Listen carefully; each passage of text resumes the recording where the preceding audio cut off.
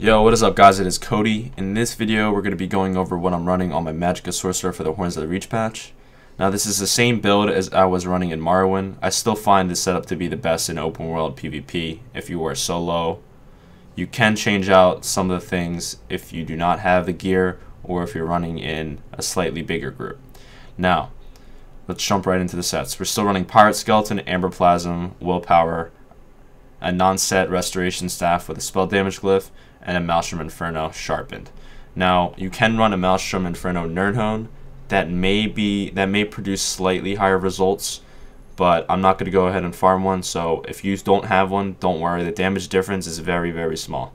We are running poisons on the front bar because we can still keep the spell damage from the Maelstrom Inferno staff while also running poisons.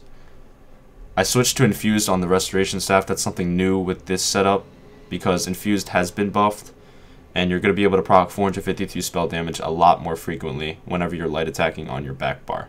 So whenever you're going to perform a burst, I recommend light attacking on your back bar so you can proc another 452 weapon damage. Therefore, your burst is going to be stronger.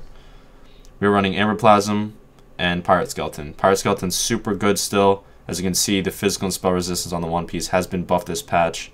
That's going to give you some more tankability, and the major protection is really what makes this set super strong on Sorc. As soon as your shields drop, for a single second, Pirate Skeleton procs, therefore making your shields just a lot more stronger, giving you just such a longer offensive window since you're taking a lot less damage on your shields.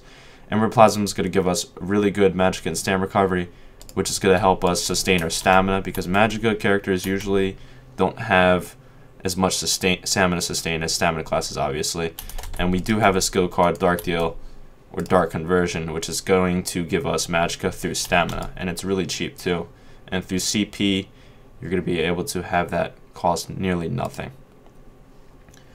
Now we're running 2 spell damage on the willpower and 1 recovery. That's how I like to play. And we are running mostly Impen on the armor, 2 well fitted just because those are the pieces I have. 5-1-1 guys for the maximum stats through Undaunted. We are in High Elf. Breton. We are a High Elf. Breton does work. You can go Dark Elf. I think High Elf's the best race at the moment for Magicka Sorcerer. We are running the Atronach Stone. We are a Vamp, and we are running Tri-Stab Food. The skills we're running are Daedric Minefield, Crystal Frags, Crushing Shock, Haunting Curse, Endless Fury, Dawnbreaker Smiting. This is your flex spot right here. I tend to put Daedric Minefield on just in case I do get in a close quarter fight. You tend to get snared sometimes and rooted in PvP, and Minefield's really going to help you take advantage of those people who are basically trying to hit you from close range. You can put Balance here if you want to be more mobile. You can put Inner Light. That also is going to give you some more Magicka. You can put anything you want there. I usually like running Minefield. And you can run Shooting Star instead of Dawnbreaker. That's really the only other option unless you want to go solo for whatever reason, which I don't find to be very good in solo. Unless you're like playing in non-prime time. On the back bar we have Harness, Dark Conversion, Streak, Hardened Ward, Healing Ward, and Light's Champion. I'm going to go into the CP real quick. I'm not going to say much. You guys can pause the video whenever you'd like.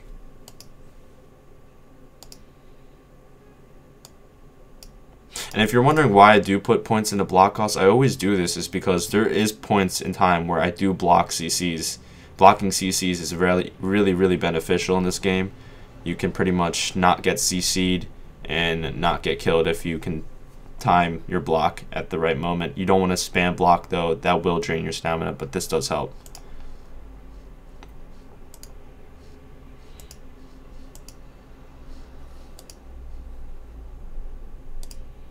And that is a CP, and the reason I am putting so many points into this tree is because I do want to get Unchained. It's going to basically help my Dark Conversion cost nothing instead of 2,000 stam. I'll CC break, I'll put a ward up, I'll have 5 seconds to cast this at basically a free cost. And that is pretty much it, guys. If you're not sure how to play Sorcerer, I'm going to basically show you like right now. Well, what you're going to want to make sure is you always have these pots. On this build, you want to use Spell Power pots. That's going to give you Major Prophecy and Major Sorcery. So those are basically 2 buffs that are going to give you more damage and more spell critical. Now basically all you do is you put a curse on the person and you weave Crushing Shocks and you want to shoot a frag at the same time the curse goes off. If you don't know how long a curse takes, it takes 3.5 seconds. If you're gifted like PC players, you can see that below my target skeleton is a curse. So you're going to want to shoot a frag exactly when the curse goes off to ensure maximum burst at the same time. Now, you can add an ultimate into this combination, right? You can put a curse, you can crushing shock, you can Dawnbreaker, and then shoot a frag. What the Dawnbreaker is going to do is those slippery Nightblades, the ones that can dodge your frags, you can't dodge Dawnbreaker. So you'll get CC'd by the Dawnbreaker, and then you can shoot a frag right afterwards if you're quick enough. Those combos usually work as well. Now, you can time anything. You can even use mines. Mines take some time to arm. You can time a mine with a frag with a curse. There's so many things you can time on the Magicka Sorcerer, and that's why it's really easy for bursting. You can also end up putting execute on before and then shooting the frag with the curse, and then as soon as they drop to 25%, they instantly get executed, since this is a timed execute. You have 4 seconds for this execute to go off, which is really powerful. So you have a lot of skills to time with each other. I hope you guys figure that stuff out. The defense of this class is really easy. It's usually shield stacking, bigger shield, smaller shield, bigger shield, smaller shield. And if you're missing a chunk of health, you're definitely going to want to use Healing Ward. Remember, Healing Ward is really expensive, guys, so don't use it unless it's needed. Do not use it when you're at full health or like 80% unless you have plenty of Magicka to sustain.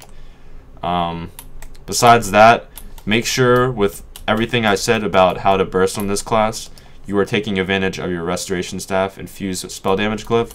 So what you can do is, like, you can play offense and a little bit of defense at the same time.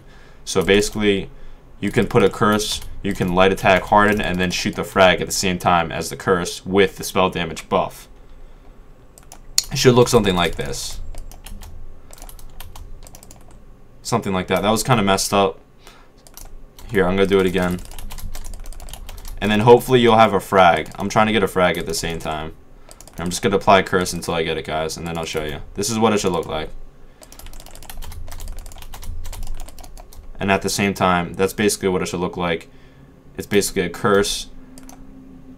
You hopefully get the frag, light attack, crushing shock, light attack, harden ward, and then you shoot the thing. And then you can execute. That's just one way I usually do it. Anyways, guys, I hope you enjoyed this video. It's been Cody PvP. If you liked the video, make sure to leave a like. If you have any questions or comments or concerns, leave them down in the comment section below. It's been Cody. See you guys later.